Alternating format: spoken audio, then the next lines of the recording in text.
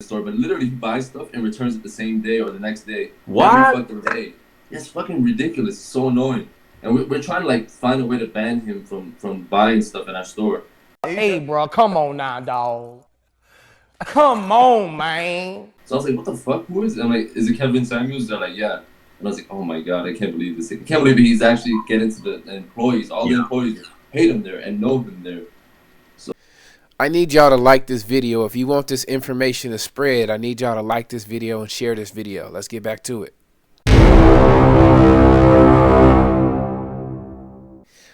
That gentleman works at Bloomingdales, Atlanta. The staff at Bloomingdales, Atlanta were trying to figure out a way to ban Kevin Samuels from their store because he was harassing them and begging for free cologne and then buying stuff and returning it the same day. Keep in mind, the Hermes store in Atlanta, they said that Kevin Samuels was outside panhandling, bothering their customers. If you don't recall, let's listen to DJ Envy when he spoke about it. I mean, he used to hang around the Hermes store and try to get clientele, just to try to get people. And he used to wear, dress up and stand outside the stores and try to talk to people. I've seen him actually a couple of times. It's funny. But in Atlanta.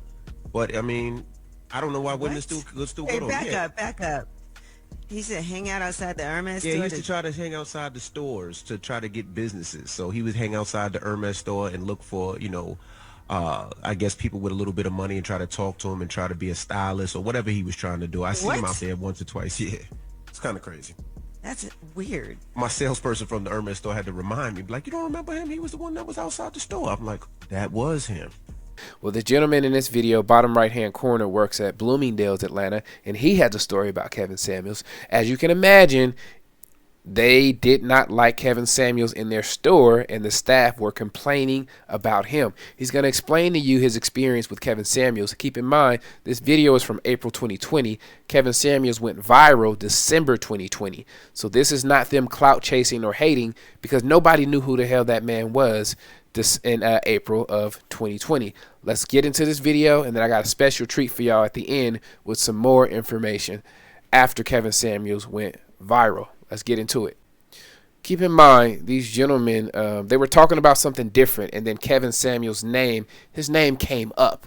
So it wasn't a 2-hour live stream about Kevin. They were talking about fragrance stuff, and then his name came up. Just want to give you guys some context as to why they were even talking about him. Jonathan, working in the industry, have you run into any YouTubers? Any YouTubers ever come into your shop? Or Come on, you know that somebody has come in. One person in particular is Kevin Samuels. Oh man, this guy's a fucking joke, man. Are you talking about the CIA dude? I don't know. Yeah, I guess that's him. Yeah. Oh my god. Just put it this way. Listen, I go to stores when I'm on my break, like Neiman Marcus and stuff, to like smell things every day. But that's because I work in the mall. You know what I mean? That's fine if you come to the mall and you want to like get knowledge and want to know about fragrance more and stuff, whatever, blah blah blah. But he goes into the store literally every day, almost to just fucking show off and act like, oh, I'm the big shit, like I have this. He claims that he has millions of followers on YouTube. He claims that he's the reason why Eccentric Molecule is doing well. He's the sole reason, and he like literally goes to beg. He goes into beg for the Le Labo counter, the manager, to give him fragrances because he's supposedly helped her sell fragrances. Now, you just listened to this man say that Kevin Samuels was begging for free cologne. He said he's begging them to give him free cologne. This is April 2020. This is April 2020.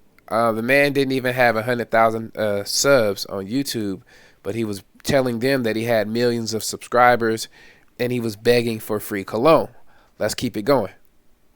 And like she's like, what the fuck? No, I never helped. You never helped me. What do you mean?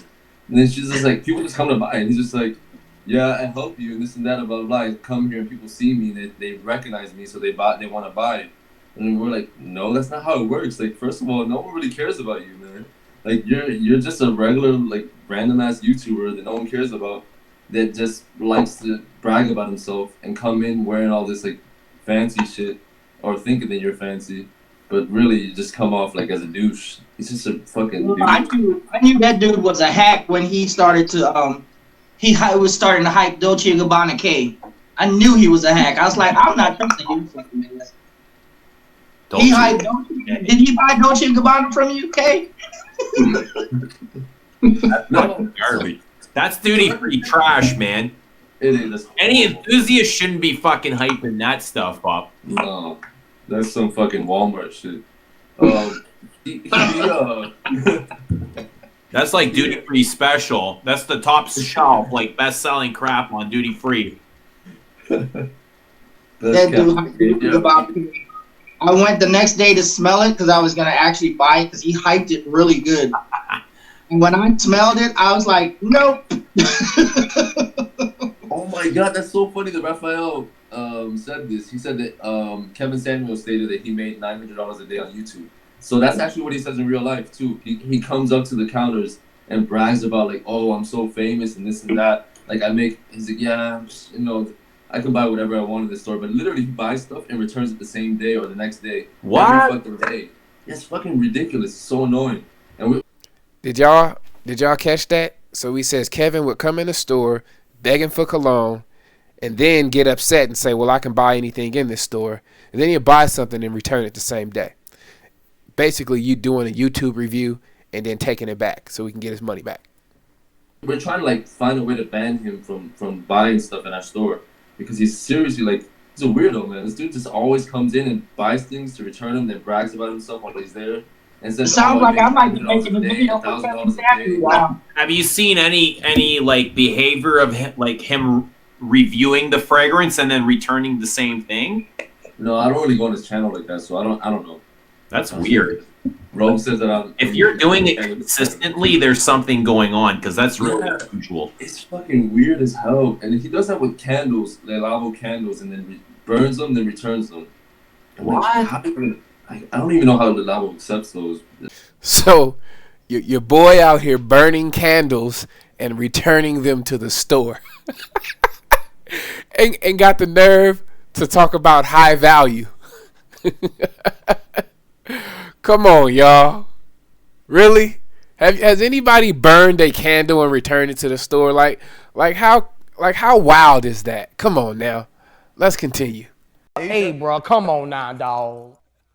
Come on, man. It doesn't make sense, but It's probably the Nordstrom taking them back and forcing them on Le Labo. yeah, I don't know. He's just a strange man. He's always like just like very weird, like a very weird person, and always like trying to get something out of people. And I've noticed that even on his channel before he came to the store. Wow. I don't know. I think he has pretty good taste. Some of his videos, you know, he has pretty good taste, but he does have also good got some taste. pretty shit taste. Because he was one of the ones hyping up Profumo. No, so I gotta tell you something funny about that. So in the store, he came in and saying like when he was like hyping himself up, saying like, "Oh yeah, I'm a big fragrance connoisseur, blah blah blah." And like shortly before that, I met him like 6 months or something before that at Neiman Marcus, and we were talking about fragrances, and I noticed that he had a really good taste. But back to now, like recently, he was talking shit about Profumo, and I was like, wait a second. He's like, yeah, Profumo's like one of the worst fragrances. People don't know about Le Labo and this and that. I don't know why he brought that up, but he brought it up.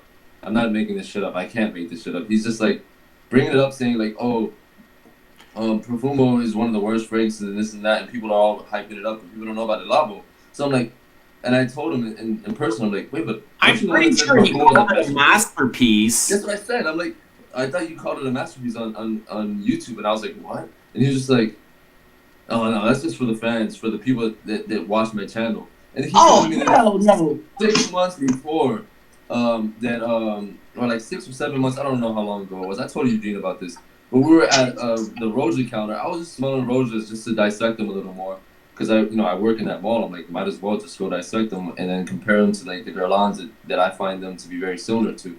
Anyway, when we were talking there, he was just like, I was asking him of his opinion on perfumes. I'm like, what do you think about this and this and this? And he was actually, really like knowledgeable and knew his shit about perfume and had great taste. But the issue was that when we went back to, we went back separately. I ended up going to Bloomingdales back to work. I was on my break, And then later on, he ended up coming to Bloomingdales. And I'm like, okay, whatever, fuck, he's here. Okay, let's see. He wants to talk and he wants to talk about Parfums Armani. So I go over to the Parfums Armani counter, and I say, so what's happening with, what do you think about Parfums Armani? Obviously, you know about them. You talk about them. Why are you visiting the counter? And then he's just like, oh no, I just wanted to spray on some Leighton. I'm like, well, oh, do you still like Leighton? And this is before I really knew him like that. This is the first day. And he just said, no, I fucking hate Leighton. I'm like, so why are you wearing it? He's like, well, because, it gets me compliments, and because, and then I said, oh, so why do you talk about it on your YouTube like it's one of the best or one of your favorites? He's like, it's just because it's, something that gets me compliments and people want to hear that. And like, so you really literally talk about things that people only want to hear, not about what you're passionate about. He's like, yeah. He's like, what do you think? How do you think I'm gonna make money off of it if I don't do it any other way? Like 2 years ago. So even in the cologne world, his aim on YouTube was to give the people what they wanted, as opposed to what he was passionate about or what he liked. And if you follow the YouTube algorithm, it will steer you towards whatever people want to hear. So when people call him a fraud or a scam, it appears that he is only interested in the YouTube algorithm. He is not interested in getting people to, get married or be a better version of themselves. This is really about making money on YouTube, based on what I'm hearing, because he was doing the same thing when his content was primarily on fragrances, colognes, and perfumes. Wow. His thumbnail, Acqua di Gio Profumo, best in the world, and the title is Acqua di Gio Profumo, best cologne in the world. 31,000 views 2 years ago, and now he's calling it what? What did you say he called it? He basically called it crap. Like, I don't know what he said exactly, but he's been saying so much shit about this is what I'm talking about. Is a salesman. This is not a fragrance reviewer. This is a salesman. The saddest part about it is that the Labo counter in Bloomindales, Atlanta, is not even. And again, in the cologne community, the people that were working at the counters, as he said, they were annoyed by him and they wanted him to go away. But this is your high value man. This is your high value man. Hey, bro, come on now, dog. Come on, man. Tom Ford lady, sorry. Anyway, long story short, that they're all annoyed. Everybody in the whole store can't stand him. They're like, who is this fucking douche that comes into the store and acts like he's a shit? And he'll even demand somebody else to make a fragrance for him, a Le Labo fragrance, when they haven't even been trained on it. And he'll be like, you don't. It's like, how do you not know how to make this fragrance? Do you work for the store? Like you're so like you're not even essential to the store. You can't do shit. Basically, that's what he'll say to them. There was like 3 women trying to make this fragrance for them. Like I forgot what it was, Santal 33 probably.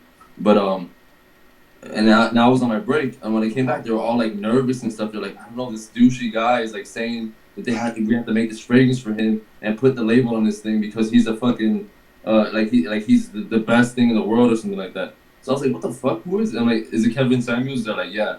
And I was like, oh my god, I can't believe this. I can't believe he's actually getting to the employees. All the employees hate him there and know him there.